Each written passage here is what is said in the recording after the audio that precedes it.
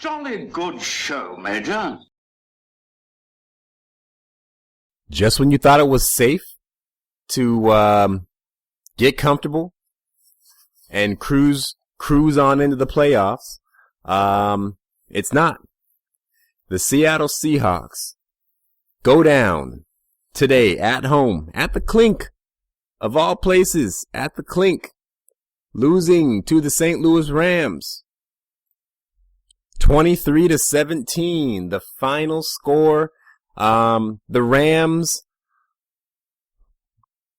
I don't really want to use the word dominated, but the Rams dominated the game. They definitely controlled the game, the entire game.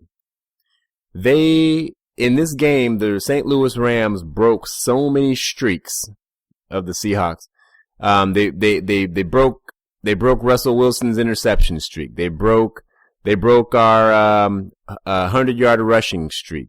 They broke Doug Baldwin and Russell Wilson's streak. They broke our streak of leading at least at one point in every game for a real long time streak. They demolished, they dismantled us today. And it was really, today would be best characterized or described as an exhibition in ineptitude. Seahawks looked inept today. It seemed like, I tweeted earlier, I said, was the bulk of the team out in Pioneer Square partying last night? Did everybody not get in till 3 this morning? Because kind of that's what it seemed like. It's one of those games where the ball just never bounces your way. We give the ball to big Will Tukuafu, and he gets hit by a guy half his size and fumbles the ball. On 2 plays on the same drive, the Rams fumble the ball, and the center picks up the fumble close to the line of scrimmage.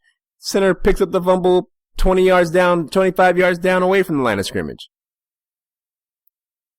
Just couldn't get the ball to bounce our way. Penalties going against us. One play I remember seeing was Marcus Burley when we punted the ball. The time was becoming of the essence. We punt the ball to St. Louis with the goal of pinning them deep as possible, and the ball is rolling. The ball is rolling toward the goal line, and Burley just picks it up. I'm like, what are you doing, Marcus Burley? It's like the head was not in the game.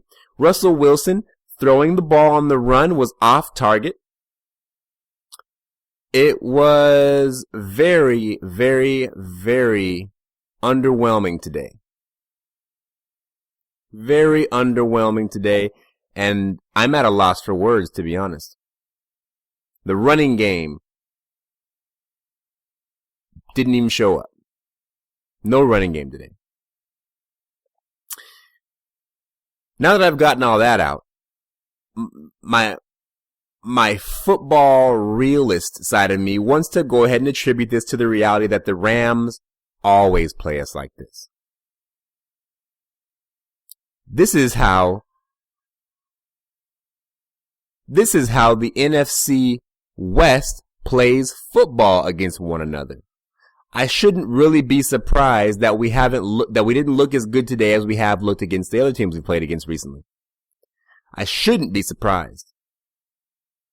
I shouldn't be surprised, but I'm surprised. I'm very surprised. I'm surprised that we didn't go in and just make short work of these guys. With a backup quarterback even.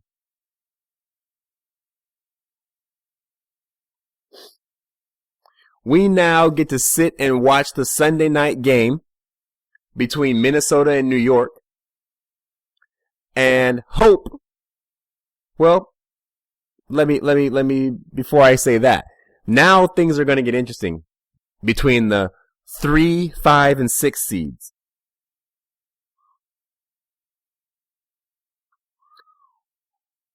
The 3, 5, and 6 seeds is going to get, real interesting here. If you can hear my daughter and my fiance in the background, my apologies. The life of a family man. With Seattle's loss, they fall to 9 and 6, which for the moment puts us in the 6th seed. Minnesota takes the 5 seed because they have one less loss than us, but they haven't played yet.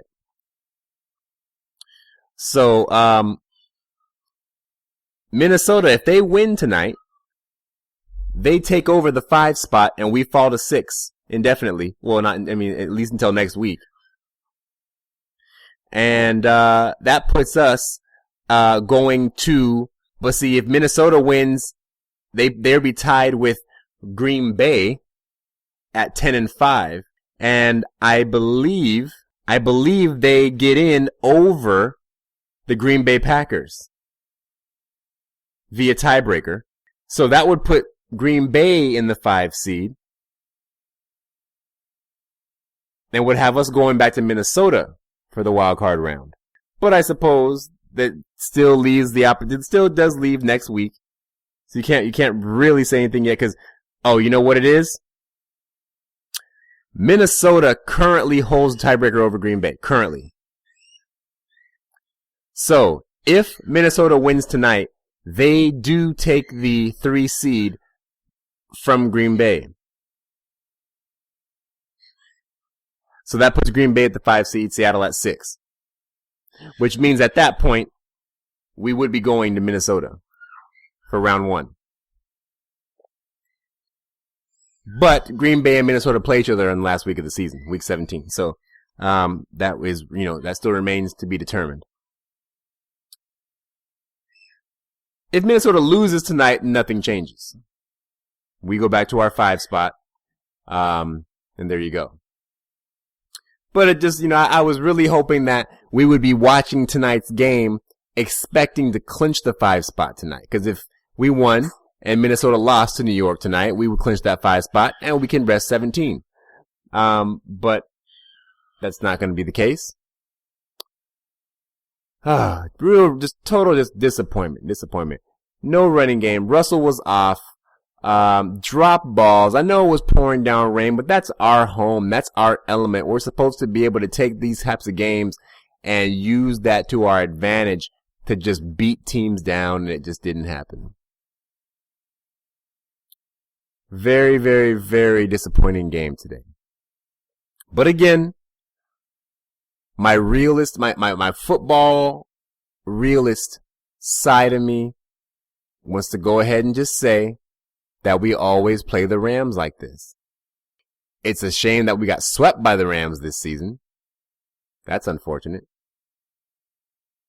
It just goes to show you how good the Rams can be when they're playing against teams that they know well.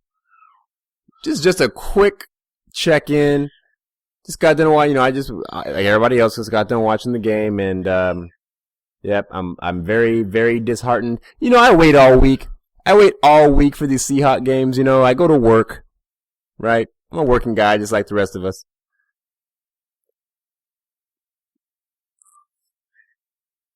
Tuesday through Saturday, I go to work. Put in hard work. Pay bills. Raise my family. On Sundays, I find solace knowing I'm going to come home and watch good football played by my team. So when good football is not what I get on Sundays, it's so disenchanting for me. It really does ruin my whole week. People tell me that I take it too seriously, but it's not just a game. As the Seahawks go, so goes Rob English.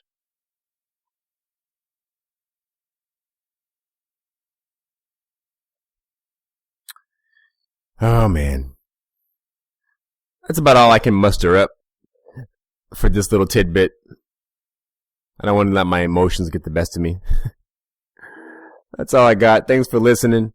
This is Rob English, your SoCal Seahawk. Go Hawks.